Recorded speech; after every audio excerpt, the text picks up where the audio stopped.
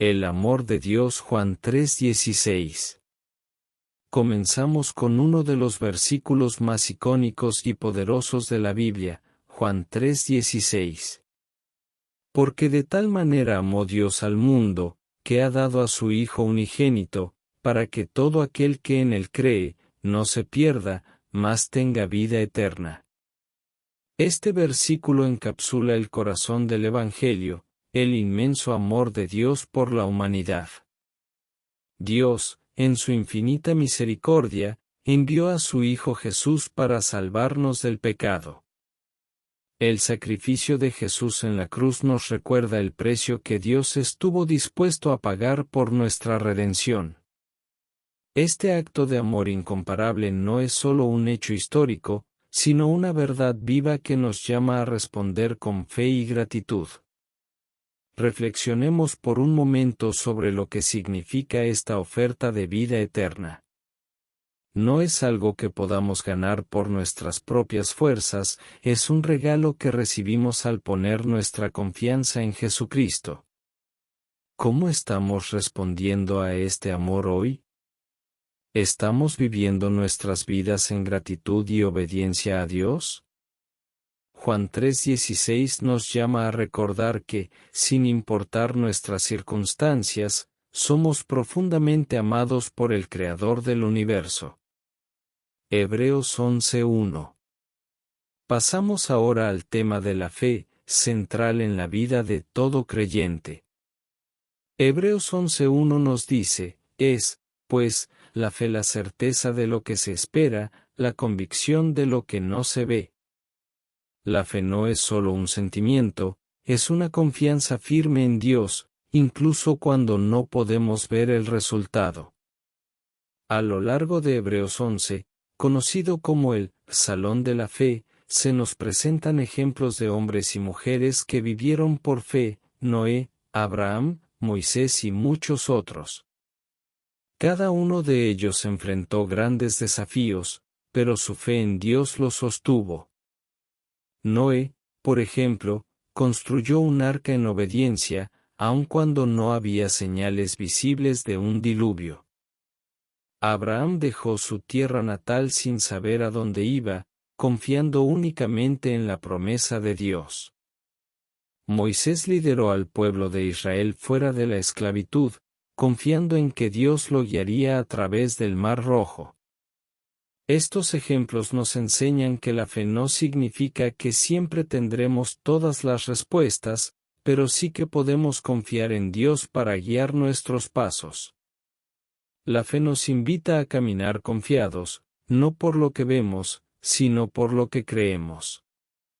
¿Cómo está nuestra fe hoy? ¿Estamos confiando en Dios en medio de lo desconocido? La esperanza en tiempos de prueba. Romanos 8:28. Un versículo clave que nos llena de esperanza, especialmente en tiempos de prueba, es Romanos 8:28. Pablo nos recuerda, y sabemos que a los que aman a Dios, todas las cosas les ayudan a bien, esto es, a los que conforme a su propósito son llamados. Este versículo nos asegura que, aunque enfrentemos dificultades y momentos de dolor, Dios tiene el control y está trabajando para nuestro bien. No siempre entenderemos sus caminos, pero podemos confiar en que su plan es perfecto. En medio de la angustia, cuando parece que las cosas se desmoronan, Dios sigue obrando en nuestras vidas. A veces, es difícil ver el bien en medio del sufrimiento. Pero el apóstol Pablo nos anima a recordar que nuestras circunstancias no definen la bondad de Dios. Él sigue siendo bueno, aun cuando nuestros problemas parecen abrumadores. La clave está en confiar en que Dios tiene un propósito más grande y que, al final, todo obrará para nuestro bien. El poder del perdón. Mateo 6, 14-15. El perdón es uno de los aspectos más difíciles y, a la vez, más liberadores de la vida cristiana. Jesús, en Mateo 6, 14-15, dice, porque si perdonáis a los hombres sus ofensas, os perdonará también a vosotros vuestro Padre Celestial, mas si no perdonáis a los hombres sus ofensas, tampoco vuestro Padre os perdonará vuestras ofensas. El perdón es central en el mensaje de Jesús. No podemos recibir el perdón de Dios sin estar dispuestos a perdonar a otros. A través del perdón, experimentamos la gracia liberadora que nos permite soltar el resentimiento y la amargura. Jesús nos modela este perdón en la cruz cuando, en medio de su sufrimiento, dijo, Padre, perdónalos, porque no saben lo que hacen. Lucas 23:34. ¿Cómo podemos perdonar a quienes nos han hecho daño? La clave está en recordar cuánto nos ha perdonado Dios. Cuando entendemos la magnitud del perdón divino, nuestros corazones se abren a extender ese perdón a los demás. La promesa de la vida eterna. Apocalipsis 21:1-4. Para cerrar, quiero que meditemos en la promesa que Dios nos ha dado para el futuro. En Apocalipsis 21:1-4, Juan describe la visión del nuevo cielo y la nueva tierra. Vi un cielo nuevo y una tierra nueva, porque el primer cielo y la primera tierra pasaron, y el mar ya no existía más, y Dios enjugará toda lágrima de los ojos de ellos, y no habrá más muerte, ni habrá más llanto, ni clamor, ni dolor. Este pasaje nos llena de esperanza para el futuro. A pesar de las dificultades que enfrentamos en esta vida, tenemos la certeza de que Dios ha preparado un lugar donde no habrá más sufrimiento ni muerte. Es la promesa de una eternidad en su presencia, donde seremos plenamente restaurados. Esta es nuestra esperanza como creyentes, y debemos vivir con la vista puesta en esta promesa. Perfecto, continuemos desarrollando el guión con 2000 palabras adicionales para profundizar en estos pasajes y agregar algunas reflexiones más. Seguiremos con más detalles en cada sección para lograr un contenido más completo. El llamado a ser luz. Mateo 5:14-16.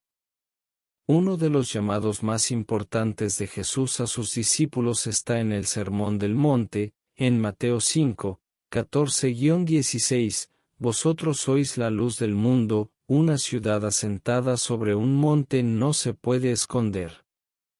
Ni se enciende una luz y se pone debajo de un almud, sino sobre el candelero, y alumbra a todos los que están en casa. Así alumbre vuestra luz delante de los hombres, para que vean vuestras buenas obras, y glorifiquen a vuestro Padre que está en los cielos. En este pasaje, Jesús nos recuerda que, como creyentes, estamos llamados a ser luz en medio de un mundo que a menudo está en tinieblas. Nuestra vida, nuestras acciones, y la manera en que tratamos a los demás deben reflejar el amor y la verdad de Dios. Ser luz significa ser un testimonio vivo del Evangelio, mostrando a otros lo que significa seguir a Cristo a través de nuestras obras. Pero esta luz no es algo que proviene de nosotros mismos, es el reflejo de la luz de Jesús en nosotros. Él es la luz verdadera, y nosotros somos los portadores de esa luz. ¿Cómo podemos ser luz hoy en día? A través de nuestras acciones diarias, al vivir con integridad, al extender el amor de Dios a los demás, y al compartir el mensaje del Evangelio con aquellos que aún no lo han escuchado. Jesús nos llama a no esconder nuestra fe, sino a vivirla con valentía para que otros puedan ver a Dios a través de nuestras vidas. El fruto del Espíritu. Gálatas 5:22-23. En su carta a los Gálatas, Pablo describe las cualidades que deben caracterizar a aquellos que caminan conforme al Espíritu Santo. En Gálatas 5:22-23, leemos, mas el fruto del Espíritu es amor, gozo, paz, paciencia, benignidad, bondad, fe, mansedumbre, templanza, contra tales cosas no hay ley. Este fruto no es algo que podamos producir por nuestras propias fuerzas, sino el resultado natural de una vida transformada por el Espíritu Santo. Cuando dejamos que el Espíritu obre en nosotros, estas cualidades se manifiestan de manera evidente. El amor es la base de todo, seguido por el gozo, una profunda alegría que no depende de nuestras circunstancias. La paz es esa serenidad interna que proviene de confiar en Dios, incluso en medio de las tormentas de la vida. La paciencia, la benignidad y la bondad nos permiten tratar a los demás con compasión y generosidad, reflejando el carácter de Cristo. La fe nos fortalece para confiar en Dios y seguirlo, mientras que la mansedumbre y la templanza nos ayudan a vivir con humildad y autocontrol. Estos atributos son evidencia de una vida rendida a Dios. A medida que crecemos en nuestra relación con Él, debemos orar para que el Espíritu siga moldeando nuestro carácter, de manera que podamos reflejar más plenamente el amor y la bondad de Cristo en cada aspecto de nuestras vidas. El poder de la oración. Filipenses 4, 6-7. La oración es una de las herramientas más poderosas que Dios nos ha dado para comunicarnos con Él, y Pablo lo destaca en Filipenses 4, 6-7, por nada estéis afanosos, sino sean conocidas vuestras peticiones delante de Dios en toda oración y ruego, con acción de gracias. Y la paz de Dios, que sobrepasa todo entendimiento, guardará vuestros corazones y vuestros pensamientos en Cristo Jesús. Este pasaje nos recuerda que no necesitamos vivir con ansiedad o preocupación. En su lugar, podemos llevar todas nuestras inquietudes y cargas a Dios en oración. La clave está en hacerlo con gratitud, reconociendo que Dios ya está obrando y que su plan es perfecto. A menudo, nos olvidamos de la importancia de la gratitud en nuestras oraciones. Cuando agradecemos a Dios, incluso antes de ver la respuesta, estamos demostrando nuestra fe en que Él tiene el control. La promesa de este pasaje es que, al orar, la paz de Dios guardará nuestros corazones. Esta paz no es como la del mundo, es una paz que trasciende las circunstancias y nos permite estar tranquilos incluso en medio de las tormentas. Al cultivar una vida de oración, no solo encontramos respuestas a nuestras peticiones, sino también una comunión más profunda con Dios y una paz interior que sobrepasa todo entendimiento. El perdón de Dios. Juan 1:9. El perdón es un tema recurrente en la Biblia, tanto el perdón que ofrecemos a los demás como el perdón que recibimos de Dios. En Juan 1:9, se nos dice, si confesamos nuestros pecados, Él es fiel y justo para perdonar nuestros pecados, y limpiarnos de toda maldad. Este versículo nos da una promesa hermosa y liberadora. Dios está siempre dispuesto a perdonarnos cuando venimos a Él con un corazón arrepentido. No importa cuán grande sea nuestro pecado, la gracia de Dios es mayor. Al confesar nuestros pecados, no solo experimentamos el perdón, sino también la purificación de nuestra alma. Este proceso de confesión y arrepentimiento nos acerca más a Dios y nos permite caminar en libertad. Es importante recordar que el perdón de Dios no es algo que podamos ganarnos, es un regalo de su gracia. Pero requiere de nosotros un corazón humilde y dispuesto a reconocer nuestras fallas. A veces, el orgullo puede ser un obstáculo para venir ante Dios, pero cuando nos humillamos y confesamos nuestras faltas, Él nos recibe con brazos abiertos. La grandeza del amor. 1 Corintios 13, 4-7. Uno de los pasajes más bellos y profundos acerca del amor se encuentra en 1 Corintios 13, 4-7, el amor es sufrido, es benigno, el amor no tiene envidia, el amor no es jactancioso, no se envanece, no hace nada indebido, no busca lo suyo, no se irrita, no guarda rencor, no se goza de la injusticia, mas se goza de la verdad. Todo lo sufre, todo lo cree, todo lo espera, todo lo soporta. Pablo describe aquí el amor verdadero, el amor que proviene de Dios. Este tipo de amor no es egoísta ni interesado, sino que busca siempre el bien del otro. Es un amor que perdona, que no guarda rencor, y que se regocija en la verdad. En una cultura que a menudo confunde el amor con el simple sentimiento o deseo, este pasaje nos recuerda que el amor es mucho más que una emoción, es una elección diaria de sacrificar nuestro ego por el bienestar de los demás. ¿Cómo podemos vivir este tipo de amor en nuestras relaciones?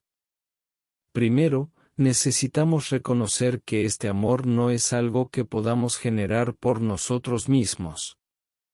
Necesitamos la ayuda de Dios para amar a los demás de la manera en que Él nos ama. A medida que crecemos en nuestra relación con Dios, nuestro corazón se transforma y somos capacitados para amar de una manera que refleja el amor de Cristo. La armadura de Dios Efesios 6, 10-18. Para finalizar, no podemos olvidar la importancia de prepararnos espiritualmente para las batallas de la vida. En Efesios 6, 10-18, Pablo nos exhorta a vestirnos con toda la armadura de Dios. Por lo demás, hermanos míos, fortaleceos en el Señor, y en el poder de su fuerza. Vestíos de toda la armadura de Dios, para que podáis estar firmes contra las acechanzas del diablo. Este pasaje nos recuerda que la vida cristiana no está exenta de pruebas y ataques espirituales. Cada día enfrentamos desafíos que pueden afectar nuestra fe, pero Dios no nos deja desprotegidos. Nos ha dado una armadura espiritual, el cinturón de la verdad, la coraza de justicia, el calzado del Evangelio de la paz, el escudo de la fe, el yelmo de la salvación y la espada del Espíritu, que es la palabra de Dios. Con esta armadura, estamos preparados para resistir cualquier ataque del enemigo. Es importante recordar que nuestra lucha no es contra personas, sino contra fuerzas espirituales que buscan alejarnos de Dios. La oración y la meditación en su palabra son nuestras principales armas en esta batalla. Desde tiempos inmemoriales, mucho antes de que la humanidad pisara la tierra, reinaba en los cielos una bondad infinita.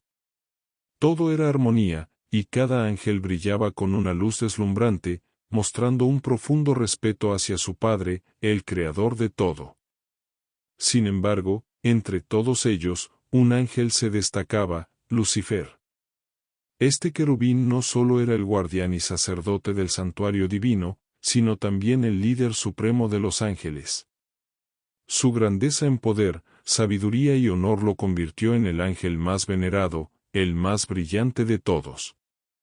Lucifer era el primogénito de las creaciones de Dios, fue moldeado por sus manos y considerado su obra maestra. A él se le otorgó un poder y una inteligencia sin igual, solo superados por el mismo Dios. En las Escrituras, Lucifer es mencionado escasamente, y su crucial historia en los cielos no se detalla en su totalidad. En este video, profundizaremos en lo que la Biblia dice sobre Lucifer, su pecado y las razones de su rebelión. Examinaremos los pasajes bíblicos disponibles y complementaremos con textos no canónicos que aportan contexto a su historia. A medida que avancemos, dejaré las referencias para que puedas explorarlas. No te lo pierdas, estoy seguro de que te fascinará. A lo largo de la historia, este ser, que fue una vez un ángel respetado, ha desempeñado un papel fundamental en el cristianismo. Satanás simboliza la maldad y el sufrimiento eterno, es el adversario de Dios y el seductor de la humanidad. Su objetivo, según las Escrituras, es tentar a aquellos que guardan los mandamientos de Dios y guiarlos hacia la oscuridad. Por ello, es crucial conocer más sobre él. ¿Qué nos dice realmente la Biblia? En Ezequiel 28 horas y 12 minutos se encuentra un pasaje que describe a Lucifer: tú eras el sello de la perfección, lleno de sabiduría y acabado en hermosura. Este versículo nos da una idea de su esplendor. Era perfecto en todos sus caminos desde el día de su creación hasta que se encontró maldad en su interior. A causa de su grandeza, Lucifer dejó que el orgullo y la envidia lo consumieran, lo que lo llevó a su caída.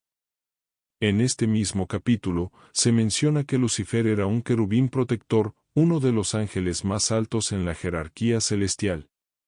Los querubines, con sus dos pares de alas, son guardianes de la gloria divina.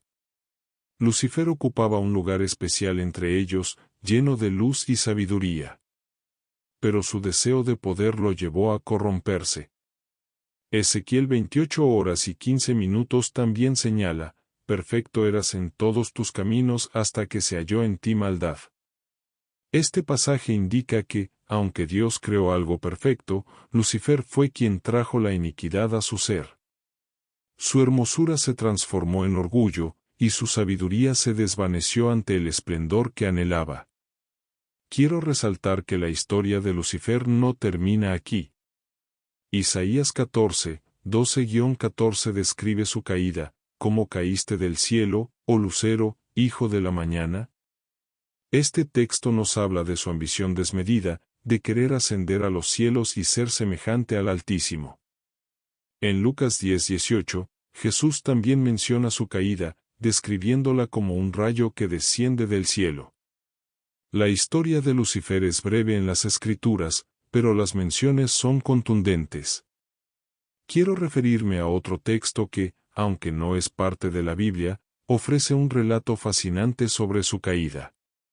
En el libro Historia del Mundo Angélico, del sacerdote Antonio Fortea, se exploran los detalles de lo que ocurrió en los cielos. Lucifer, conocido como la estrella de la mañana, era más que hermoso y poderoso. Su luz y su belleza eclipsaban a los demás ángeles. La historia de su caída es sorprendente. A pesar de ser la creación más perfecta de Dios, Lucifer permitió que el orgullo lo consumiera. Su deseo de ser el centro de atención le llevó a rebelarse, y a pesar de la admiración que generaba, comenzó a cuestionar su lugar y a desear algo más grande. Los ángeles, seres inteligentes, no eran fácilmente manipulables. Sin embargo, la atracción que Lucifer ejercía sobre ellos era innegable. Comenzó a cuestionar el propósito de su existencia y la autoridad de Dios. Este cuestionamiento sembró dudas en muchos ángeles que, aunque sabían que eran seres gloriosos, se sintieron atraídos por la idea de seguir a un líder tan brillante como Lucifer. Lucifer comenzó a distanciarse de Dios, y su corazón se llenó de pensamientos que lo llevaron a desear más. Aunque aún no había pecado, su alma se encontraba en un estado de tibieza. Las advertencias de Dios pasaron desapercibidas y, poco a poco, su amor se fue enfriando. El momento crucial llegó cuando Dios anunció su plan de crear un universo material y la humanidad. Esta revelación conmovió a los ángeles, pero en el fondo de Lucifer, un sentimiento de amargura comenzó a crecer. Se dio cuenta de que no sería el elegido para recibir la divinidad hecha carne. Su corazón se llenó de envidia y comenzó a cuestionar la sabiduría de Dios. ¿Por qué Él escoge lo imperfecto?, se preguntó. Su respeto hacia el Creador se transformó en resentimiento, y decidió que debía hacerse escuchar. Fue en ese momento cuando su rebelión comenzó a gestarse. Lucifer, con su elocuencia, comenzó a hablar en contra de Dios. Aseguraba que era un absurdo adorar a un ser que se hacía humano. Muchos ángeles comenzaron a dudar, y su discurso resonó en los corazones de los que lo escuchaban. El arcángel Miguel, de menor jerarquía, se plantó ante Lucifer y le confrontó, llamándolo soberbio. Las palabras de Miguel calaron hondo, y aunque la mayoría de los ángeles quedaron en silencio, muchos comenzaron a inclinarse hacia Lucifer. Así, comenzó la gran rebelión en los cielos. Lucifer reunió a aquellos ángeles que lo seguían y juntos comenzaron a desafiar la autoridad de Dios. La batalla fue intensa, con Miguel liderando a los fieles en defensa de la verdad. Finalmente, la lucha culminó con la expulsión de Lucifer y sus seguidores. La tercera parte de los ángeles cayeron junto a él. La historia de su caída es un recordatorio del peligro del orgullo y la desobediencia, y de cómo un ser creado puede transformarse en adversario de su propio creador.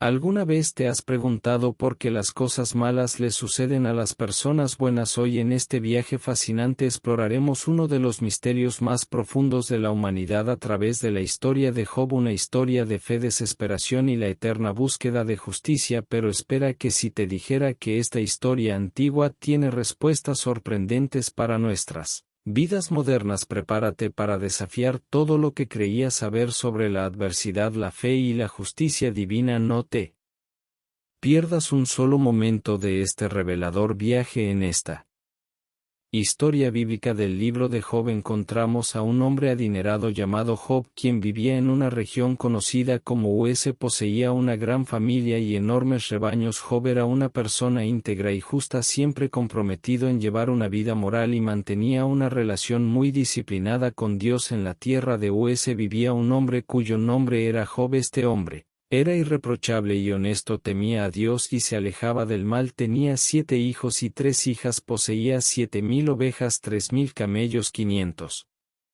yugos de bueyes, 500 asnos y un gran número de sirvientes. Era considerado el más grande entre todos los pueblos del oriente. Los hijos de Job acostumbraban celebrar fiestas en sus casas en sus cumpleaños e invitaban a sus 3 hermanas para comer y beber con ellos. Después de un periodo de celebraciones, Job organizaba un ritual de purificación para ellos. Muy temprano en la mañana ofrecía un sacrificio quemado por cada uno, pensando: quizás mis hijos hayan pecado y maldecido a Dios en sus corazones. Esta era la práctica constante de Job, tal como se describe en el primer capítulo, versículos del 1 al 5. Dios destacó las virtudes de Job ante Satanás. Sin embargo, Satanás argumentó que Job era justo solo porque Dios lo favorecía abundantemente. Un día los ángeles vinieron a presentarse ante el Señor y Satanás también estaba entre ellos. El Señor preguntó a Satanás: ¿de dónde vienes? Satanás respondió al Señor: de recorrer la tierra,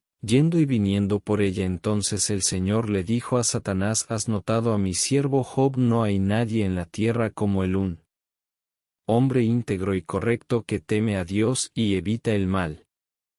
¿Acaso Job teme a Dios sin razón?, replicó Satanás. ¿No has puesto una protección alrededor de él, de su casa y de todo lo que posee? Has bendecido todo lo que hace y sus rebaños y manadas se han extendido por la tierra. Estos diálogos entre Dios y Satanás se narran en el libro de Job capítulo 1 versículos del 6 al 10. Satanás desafió a Dios diciendo que si se le permitiera infligir sufrimiento a Job, este cambiaría y maldecir a Dios. Dios permitió que Satanás atormentara a Job para probar esta audaz afirmación, pero prohibió quitarle la vida a Job.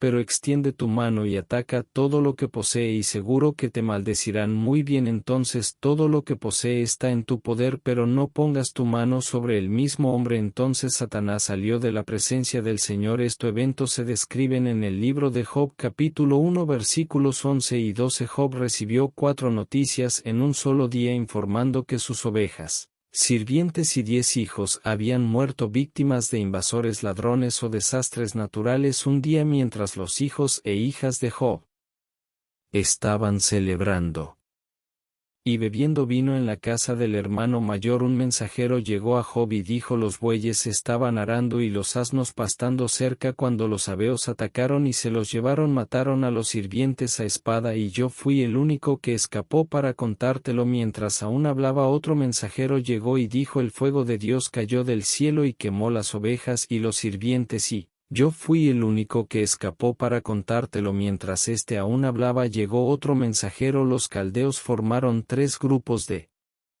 ataque y lanzaron un ataque sorpresa a tus camellos, llevándoselo. Mataron a los sirvientes a espada y yo fui el único que logró escapar para informarte. Aún hablando, otro mensajero llegó diciendo: tus hijos e hijas estaban celebrando y bebiendo vino en la casa del hermano mayor cuando de repente un fuerte viento vino del desierto y golpeó los 4 rincones de la casa. Esta se derrumbó sobre ellos y murieron. Yo soy el único que escapó para contártelo. Estos trágicos eventos se describen en el libro de Job capítulo 1. Versículos 13 a 19. En su luto Job rasgó sus vestiduras y se rapó la cabeza, pero aún así alabó a Dios en sus oraciones. Entonces Job se levantó, rasgó su manto, se rapó la cabeza y postrado en el suelo adoró, diciendo: desnudo salí del vientre de mi madre y desnudo partiré. El Señor dio y el Señor quitó, bendito sea el nombre del Señor. En todo esto Job no pecó ni atribuyó a Dios ninguna falta. Esta respuesta de Job está en el libro de Job capítulo 1 versículos 20 a 22. Satanás aparece en el cielo de nuevo y Dios le da otra oportunidad para probar a Job. Job sufre de terribles heridas en la piel. La esposa de Job intenta persuadirlo a maldecir a Dios y renunciar a la vida, pero él resiste e intenta soportar sus sufrimientos. 2 tramas se entrelazan hábilmente, una celestial y otra terrenal. Los acontecimientos en la tierra son el resultado de algo que ya ocurrió en el cielo. Al igual que hay guerra en la tierra inmediatamente después de un conflicto en el cielo, como en el libro del Apocalipsis, Elifaz, Bildad y Zophar, 3 amigos de Job, llegan para consolarlo, sentándose con él en silencio por si días. En respeto a su luto, Job habla en el 7º día, iniciando un diálogo en el cual cada uno de los 4 hombres ofrece descripciones poéticas de sus problemas. Job maldice el día de su nacimiento, comparando la vida y la muerte con la luz y la oscuridad. Él desea nunca haber nacido y que su nacimiento hubiera sido cubierto por las tinieblas, sintiendo que la vida solo aumenta su agonía. Elifaz responde que Job, quien anteriormente consolaba a otros, ahora admite que nunca fue realmente consciente del sufrimiento de ellos. Elifaz concluye que el dolor de Job debe ser debido a algún pecado que cometió y recomienda que Job busque el favor de Dios. Bildad y Zophar concuerdan en que Job debe haber cometido algún mal para provocar la justicia de Dios y argumentan que debería intentar demostrar un comportamiento más inocente. Bildad supone que los hijos de Job trajeron la muerte sobre sí mismos. Peor aún, Zophar insinúa que cualquier error que Job haya cometido merecería mucho más dolor del que ha recibido. Job reacciona a cada uno de estos comentarios tan irritado que llama a sus simpatizantes. Job llama a sus amigos médicos inútiles que enmascaran su ayuda con mentiras, como se describe en el libro de Job capítulo 13 versículos del 1 al 4. Mis oídos han escuchado y entendido eso lo que ustedes saben, yo también lo sé. No soy inferior a ustedes, pero yo deseo hablar con el Todopoderoso y discutir mi caso con Dios. Sin embargo, ustedes me difaman con mentiras. Son todos médicos inútiles. Job cuestiona por qué Dios juzga a las personas basándose en sus acciones cuando él podría fácilmente corregir o perdonar esos actos. Job está perplejo sobre cómo un ser humano puede satisfacer completamente la justicia de Dios, dado que los caminos de Dios son misteriosos y más allá de la comprensión humana. Además, los humanos no pueden convencer a Dios con sus palabras. Dios no se deja engañar y Job admite que ni siquiera conoce lo suficiente para defender su caso ante Dios. Job Anhela por alguien que pueda mediar entre él y Dios para que no sea condenado al Sheol, el inframundo. Job cree que en él cielo hay un testigo o redentor que atestigua su integridad, como él expresa en el capítulo 19 versículo 25: sé que mi redentor vive y que al final se levantará sobre la tierra. Y en el capítulo 16 versículo 19: ahora mismo mi testigo está en el cielo, mi abogado está en las alturas. El sufrimiento se vuelve insoportable para Job y él se torna amargo, ansioso y asustado. Lamenta la injusticia de Dios al permitir que personas malas prosperen mientras él y muchas otras personas honestas sufren. Job quiere enfrentar a Dios y protestar, pero no puede encontrarlo físicamente.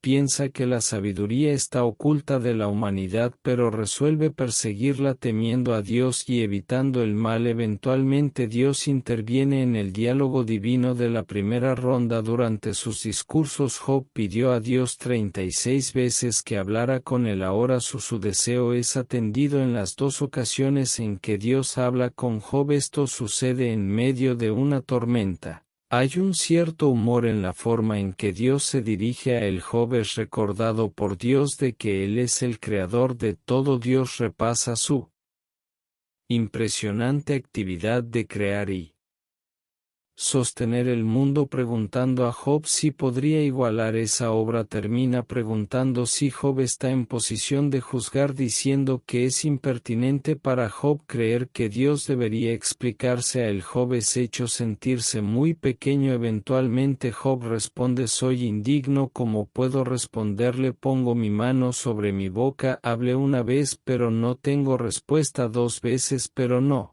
diré nada más. En el segundo encuentro Dios no habla sobre sí mismo como creador, sino sobre 2 de sus criaturas. Curso está lleno de humor. Una vez más le pregunta a Job sobre sus pensamientos respecto al hipopótamo, el behemoth y al cocodrilo, el leviatán, como si estas increíbles bestias tuvieran las respuestas a los grandes problemas de la vida. Job es recordado de que no puede entender a Dios ni al mundo animal y mucho menos al mundo moral. Así el punto principal de Dios es: ¿por qué estás tratando de disc conmigo? Job responde que Dios es omnisciente y que ningún plan de él puede ser frustrado. Ahora se da cuenta de que su cuestionamiento a Dios fue totalmente inadecuado y se desprecia y se arrepiente en cenizas y polvo. Aunque el encuentro con Dios es humillante para Job, el núcleo del problema de Job es abordado ya que vuelve a conectarse con Dios. El diálogo ofrece un clímax magnífico e inesperado para el libro. En el epílogo el texto cambia de poesía a prosa cuando Job acepta que no debe culpar a Dios por sus interacciones con él. Dios restaura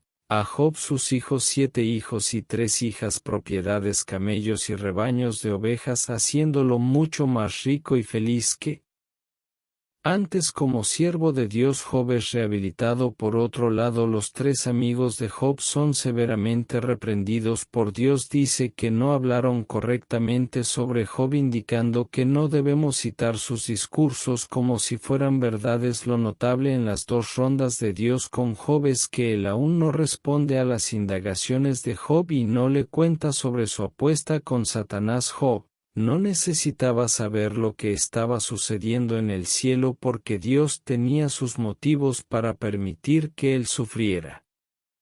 Debemos tener en mente una diferencia aguda entre la comprensión judía de este libro y la cristiana. El judío de los tiempos del Antiguo Testamento no podía ver los problemas de la vida temporal a la luz de la eternidad. Sentía que la justicia de Dios debería ser vista en esta vida, ya que tanto personas buenas como malas iban al mismo destino, el Sheol, lugar de existencia sombría donde los espíritus partidos duermen. Los cristianos, por otro lado, tienen un punto de vista completamente diferente sobre el sufrimiento actual. Ven la mayor visión del cielo a la luz de la obra de Cristo. El sufrimiento en este mundo palidece en comparación con la vida que nos espera en el cielo, por lo tanto solo hay insinuaciones de vida después de la muerte a lo largo del libro de Job. En un momento Job declara que encontrará a Dios después de su muerte, pero este no es un tema recurrente en el libro y no tiene idea de cómo sucederá. El libro de Job tiene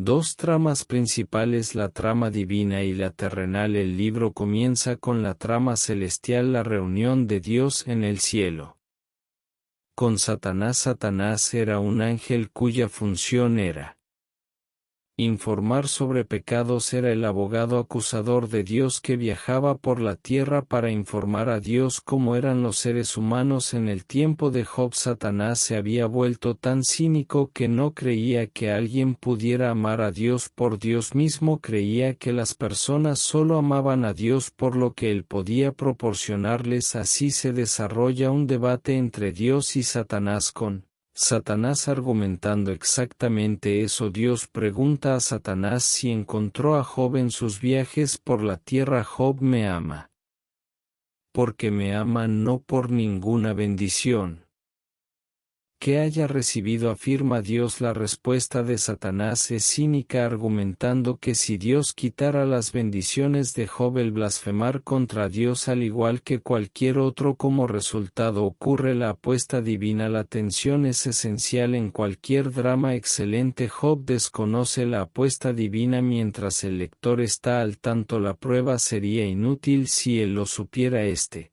encuentro nos enseña valiosas verdades sobre Satanás. En primer lugar, sugiere que él no puede estar en dos lugares al mismo tiempo. No posee la omnipresencia de Dios. La trama humana. El debate entre Job y sus compañeros ocupa la mayor parte del libro porque Job está sufriendo más que otras personas. Es la cuestión central abordada. Existen dos puntos de vista. Los amigos están seguros de que el sufrimiento de Job se debe a su pecado. Job está convencido de que no está pecando y protesta su inocencia. El intercambio está lleno de suspenso, ya que el lector sabe que Job tiene razón. La estructura de dos tramas del libro nos recuerda que nadie conoce el cuadro completo cuando se trata de entender por qué las personas sufren. Debe ser muy difícil defenderse cuando se está en tanta miseria. Además de la búsqueda de explicaciones, todos se enfrentan a una pregunta mayor: ¿puedo seguir creyendo en un Dios bueno cuando todo parece ir mal? El libro de Job ofrece una respuesta a esta pregunta. ¿Cuál fue el mayor dolor de Job? Esto aclara la importancia de este tema. Fue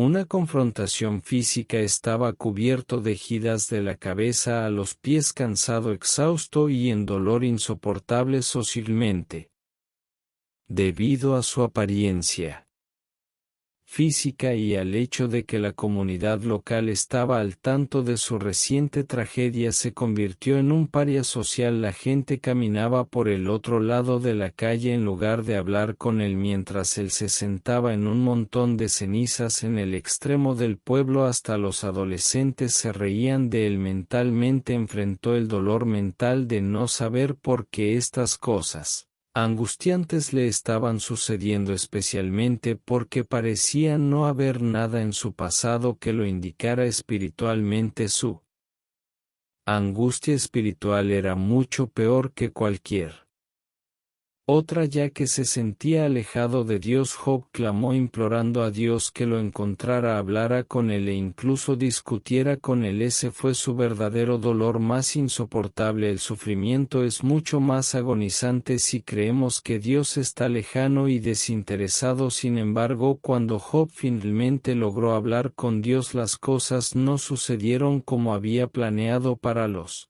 cristianos. El libro de Job puede verse en el contexto del Nuevo Testamento. Dios permitió que Satanás provocara la muerte de Jesús en la cruz con el propio Hijo, preguntando: Dios mío, porque al igual que con Job Dios no explicó por qué esto sugiere que incluso el Hijo de Dios perdió el contacto con el propósito de su sufrimiento bajo la intensidad del tormento de la crucifixión. 2. El cristiano entiende que la vida continúa más allá de la muerte. Los problemas del sufrimiento no necesitan ser resueltos en esta vida. Es interesante notar que en la versión griega del libro de Job se agregó un versículo adicional afirmando que el Job resucitará con aquellos a quienes el Señor resucite. 3. Esta esperanza de resurrección nos recuerda que habrá una reivindicación final de Job. Los cristianos creen que Jesús regresará para juzgar a los vivos y a los muertos al final de los tiempos. Algún día habrá una escena de tribunal donde Jesús se sentará como juez y todas las personas malas y piadosas que han vivido estarán ante su trono para ser juzgadas de acuerdo con sus acciones en el cuerpo. Por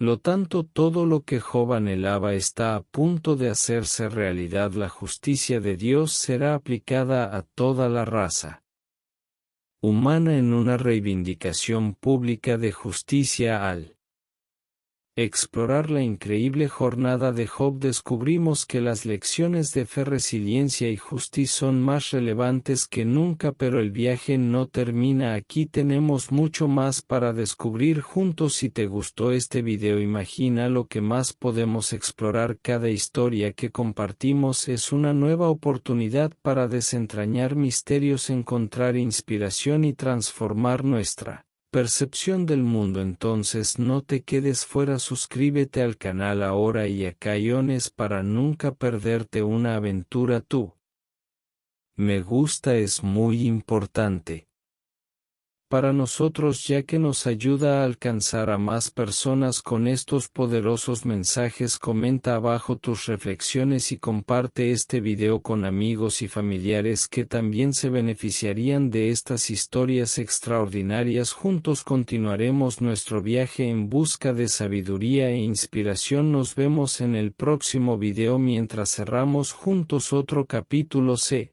que algunas preguntas todavía pueden resonar en tu mente. Puedes estar preguntándote cómo navegar por las complejidades de la vida espiritual y desbloquear un camino de abundancia y bendiciones. El viaje es desafiante, pero no tienes que caminar solo. En los comentarios encontrarás una clave poderosa para esa puerta que muchos buscan abrir. El ebook Descubre la prosperidad con Dios, la guía definitiva para superar retos espirituales y vivir una vida abundante. Este no es solo un libro, es el fruto de años de investigación, experiencias y revelaciones profundas que ahora están a tu alcance. Imagina superar las barreras que impiden tu crecimiento espiritual y financiero. Piensa en el confort y la seguridad de vivir una vida alineada con las promesas de prosperidad que te han sido destinadas. Este ebook es más que letras en una página, es un mapa hacia el tesoro que mereces. Únete a los muchos que ya están recorriendo un camino iluminado por la fe y el conocimiento. El poder de transformar tu vida está a solo un clic. Revisa ahora en los comentarios y comienza tu viaje hacia una vida de plenitud y prosperidad. Recuerda, la prosperidad con Dios no es solo un sueño lejano, es una promesa esperando ser cumplida. Con esta guía estás un paso más cerca de hacerla realidad. Tu historia de éxito comienza. Según San Marcos, MC 10, 17-30, nos relata un encuentro fundamental en la vida de Jesús, que a lo largo de los siglos ha sido motivo de reflexión para quienes buscan la salvación y la vida eterna.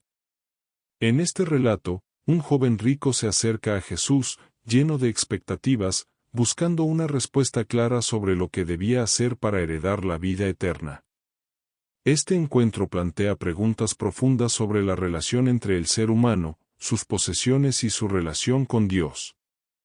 El joven, arrodillado ante Jesús, le llama Maestro bueno, y le pregunta, ¿qué debo hacer para heredar la vida eterna? Jesús, antes de responder, le desafía en su entendimiento al corregir su forma de llamarlo. ¿Por qué me llamas bueno?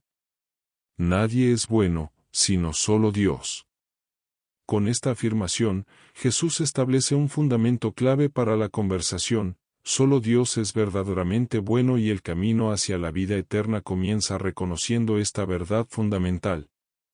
A continuación, Jesús le recuerda los mandamientos: no matarás, no cometerás adulterio, no robarás, no darás falso testimonio, no estafarás, honra a tu padre y a tu madre. El joven, lleno de confianza, responde que ha cumplido con todos estos mandamientos desde su juventud. Sin embargo, Jesús, sabiendo que el joven aún tiene algo que lo ata, le ofrece un reto mucho mayor: una cosa te falta, anda, vende lo que tienes, dale el dinero a los pobres, así tendrás un tesoro en el cielo, y luego sígueme. Estas palabras generan un impacto profundo en el joven, quien, a pesar de su devoción y cumplimiento de la ley, no está preparado para desprenderse de sus posesiones materiales. El texto relata que el joven se marchó triste, porque era muy rico. Este detalle nos muestra que, aunque había cumplido con los mandamientos, su apego a las riquezas le impedía seguir plenamente a Jesús. Este apego, aunque puede parecer inofensivo, se convierte en un obstáculo que lo aleja del reino de Dios. Jesús, tras la partida del joven, aprovecha el momento para enseñar a sus discípulos una lección difícil de aceptar: que difícil es para los ricos entrar en el reino de Dios. Esta afirmación sorprende a los discípulos, quienes, siguiendo la creencia común de la época, veían las riquezas como una bendición divina. Jesús refuerza su enseñanza con una imagen impactante: es más fácil que un camello pase por el ojo de una aguja que un rico entre en el reino de Dios. Ante esta declaración, los discípulos, llenos de asombro, se preguntan: entonces, ¿quién puede salvarse? Jesús les responde con una verdad esperanzadora: es imposible para los hombres, pero no para Dios, porque para Dios todo es posible. Con estas palabras, Jesús subraya que la salvación no es algo que los seres humanos puedan alcanzar por sí mismos. No es a través de sus méritos o de la acumulación de riquezas, sino por la gracia de Dios, que lo imposible se vuelve posible. Pedro, representando a los discípulos, toma la palabra para recordar que ellos lo han dejado todo para seguir a Jesús. Y es aquí cuando Jesús les promete: les aseguro que quien deje casa, hermanos, hermanas, madre, padre, hijos o tierras por mí y por el Evangelio recibirá ahora en este tiempo 100 veces más casas, hermanos, hermanas, madres, hijos y tierras, aunque con persecuciones, y en el mundo futuro, la vida eterna.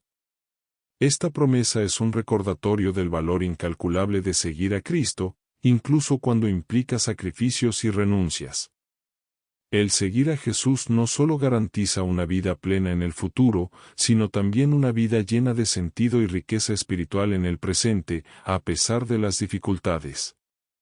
Este pasaje del Evangelio no es solo una llamada a los ricos, sino a todos los que, de una u otra manera, están apegados a lo material, a lo temporal, o a cualquier cosa que les impida seguir plenamente a Cristo. El joven rico representa a aquellos que, aunque buscan sinceramente la salvación, no están dispuestos a desprenderse de lo que les ata a este mundo.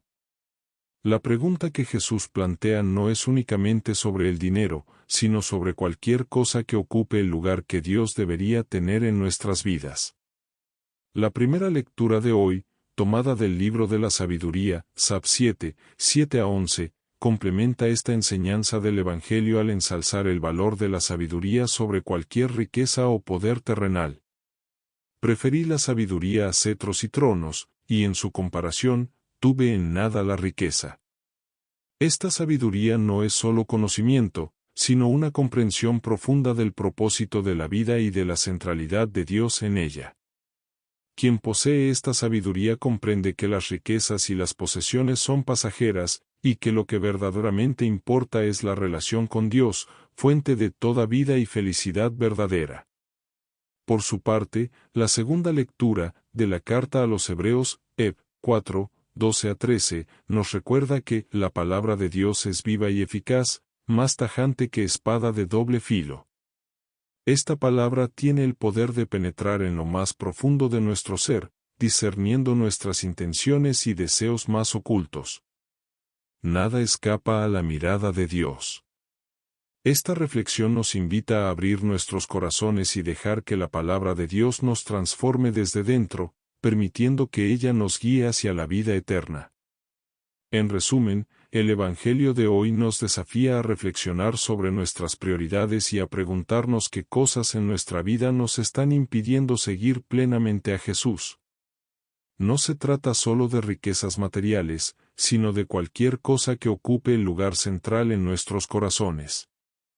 El llamado de Jesús es radical: dejarlo todo y seguirlo, confiando en que en Él encontraremos la verdadera riqueza y la vida eterna. Al finalizar esta meditación, es importante recordar que seguir a Jesús no es fácil. Requiere desprenderse de muchas cosas, pero la promesa es clara: quien deje algo por Cristo y por el Evangelio, recibirá mucho más de lo que puede imaginar, tanto en esta vida como en la eternidad. No dejemos que el apego a lo material o a las comodidades de este mundo nos impida responder con generosidad al llamado de Dios. Dejemos que su sabiduría guíe nuestros pasos, y que su palabra transforme nuestros corazones para que, al final, podamos heredar la vida eterna. La Biblia. Ese libro antiguo, tan vasto y profundo, lleno de historias, enseñanzas, profecías y promesas. Más que un simple conjunto de palabras, es la revelación de Dios para nosotros. Un camino trazado para guiarnos, corregirnos y mostrarnos el amor de nuestro Creador. La Biblia no es solo un libro, sino una carta de amor de Dios hacia la humanidad. Cuando pienso en la Biblia, me doy cuenta de que no es un libro común y corriente. Está vivo, lleno de sabiduría. Es una luz que brilla en medio de la oscuridad. ¿Cómo puede un libro ser tan transformador? ¿Cómo puede algo escrito hace miles de años seguir siendo tan relevante para nosotros hoy? La Biblia no es simplemente un texto, sino la voz de Dios. En sus palabras encontramos consuelo en momentos de angustia, dirección cuando estamos perdidos, y corrección cuando nos desviamos del camino. Hebreos 4:12 nos dice que la palabra de Dios es viva y eficaz, y más cortante que cualquier espada de dos filos. Ella penetra lo más profundo de nuestro ser, mostrándonos quiénes somos y quién es Dios. Pero, ¿cómo puedo escuchar a Dios? A veces me siento tan lejos de Él. Dios siempre está cerca de nosotros. La Biblia es una manera en la que Él nos habla directamente. Cuando abrimos la Escritura, es como si Dios nos estuviera hablando en ese mismo momento. Desde los tiempos de Moisés hasta los profetas, desde los Salmos hasta los Evangelios, Dios ha hablado a su pueblo. Y sigue hablando hoy, a través de su palabra escrita. Cada vez que la leemos, podemos escuchar su voz, suave y clara, llamándonos a acercarnos más a Él. Romanos 10:17 nos dice: así que la fe viene como resultado de oír el mensaje, y el mensaje que se oye es la palabra de Cristo. La Biblia es un canal directo a su corazón. A veces siento que no soy digno de acercarme a Dios, que he fallado tanto que no puedo tener una relación con Él. Todos fallamos, pero la Biblia nos recuerda que Dios nos ama a pesar de nuestras fallas. Es por eso que envió a su Hijo, para que pudiéramos ser perdonados y restaurados en nuestra relación con Él. El plan de Dios para la humanidad siempre ha sido la restauración de nuestra relación con Él. Desde Génesis hasta Apocalipsis, el tema central de la Biblia es el amor de Dios y su deseo de reconciliarnos con Él. Juan 3:16 nos recuerda: porque de tal manera amó Dios al mundo, que ha dado a su Hijo unigénito, para que todo aquel que en él cree, no se pierda, mas tenga vida eterna. Dios desea que lo conozcamos, que caminemos con él cada día. Nuestra relación con él no está basada en nuestro mérito, sino en su gracia y misericordia. Entonces, si la Biblia es tan importante, ¿cómo puedo vivir conforme a lo que enseña? No es fácil, pero es posible con la ayuda de Dios. Cuando aplicamos lo que la Biblia nos enseña a nuestra vida diaria, estamos cultivando una relación más profunda con Él. Y eso nos transforma. La Biblia no es solo un libro para leer, sino un manual para vivir. Salmo 119, 105 dice, «Lámpara es a mis pies tu palabra, y lumbrera a mi camino». Nos guía en cada paso, mostrando cómo debemos amar, perdonar, y caminar en justicia. Vivir conforme a la palabra de Dios es el llamado de cada creyente. No es un camino fácil, pero es el único camino que nos lleva a la verdadera paz y propósito. A veces me pregunto, ¿qué pasará después de esta vida?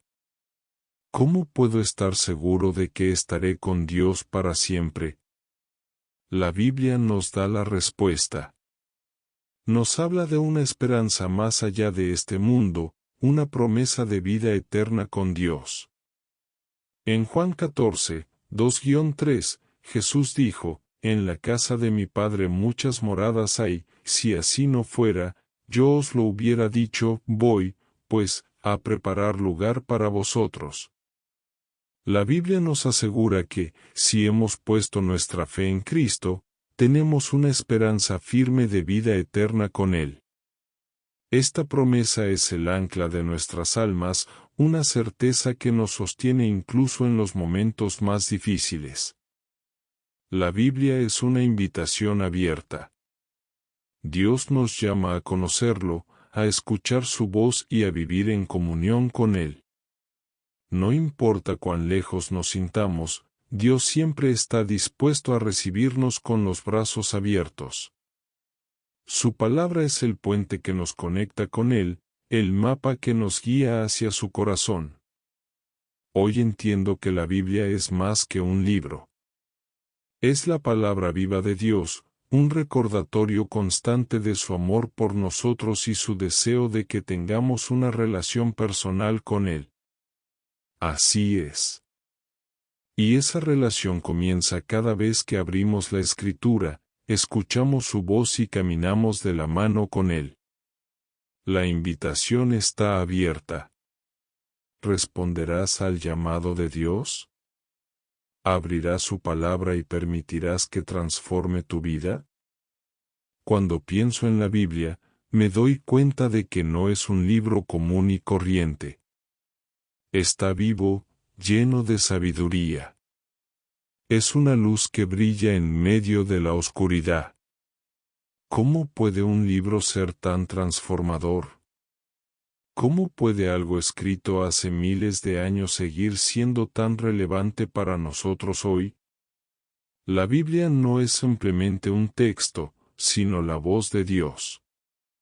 En sus palabras encontramos consuelo en momentos de angustia, dirección cuando estamos perdidos, y corrección cuando nos desviamos del camino. Hebreos 4:12 nos dice que la palabra de Dios es viva y eficaz, y más cortante que cualquier espada de dos filos. Ella penetra lo más profundo de nuestro ser, mostrándonos quiénes somos y quién es Dios. Pero, ¿cómo puedo escuchar a Dios? A veces me siento tan lejos de Él. Dios siempre está cerca de nosotros. La Biblia es una manera en la que Él nos habla directamente. Cuando abrimos la Escritura, es como si Dios nos estuviera hablando en ese mismo momento.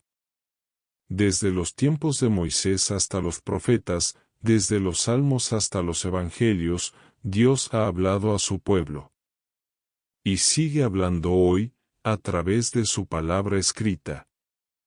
Cada vez que la leemos, podemos escuchar su voz, suave y clara, llamándonos a acercarnos más a Él. Romanos 10:17 nos dice, así que la fe viene como resultado de oír el mensaje, y el mensaje que se oye es la palabra de Cristo. La Biblia es un canal directo a su corazón. A veces siento que no soy digno de acercarme a Dios, que he fallado tanto que no puedo tener una relación con Él. Todos fallamos, pero la Biblia nos recuerda que Dios nos ama a pesar de nuestras fallas. Es por eso que envió a su Hijo, para que pudiéramos ser perdonados y restaurados en nuestra relación con Él. El plan de Dios para la humanidad siempre ha sido la restauración de nuestra relación con Él. Desde Génesis hasta Apocalipsis, el tema central de la Biblia es el amor de Dios y su deseo de reconciliarnos con Él. Juan 3:16 nos recuerda, porque de tal manera amó Dios al mundo, que ha dado a su Hijo unigénito, para que todo aquel que en Él cree, no se pierda, mas tenga vida eterna. Dios desea que lo conozcamos, que caminemos con Él cada día. Nuestra relación con Él no está basada en nuestro mérito, sino en su gracia y misericordia. Entonces, si la Biblia es tan importante, ¿cómo puedo vivir conforme a lo que enseña? No es fácil, pero es posible con la ayuda de Dios. Cuando aplicamos lo que la Biblia nos enseña a nuestra vida diaria, estamos cultivando una relación más profunda con Él. Y eso nos transforma. La Biblia no es solo un libro para leer, sino un manual para vivir. Salmo 119, 105 dice, lámpara es a mis pies tu palabra, y lumbrera a mi camino. Nos guía en cada paso, mostrando cómo debemos amar, perdonar, y caminar en justicia. Vivir conforme a la palabra de Dios es el llamado de cada creyente. No es un camino fácil, pero es el único camino que nos lleva a la verdadera paz y propósito.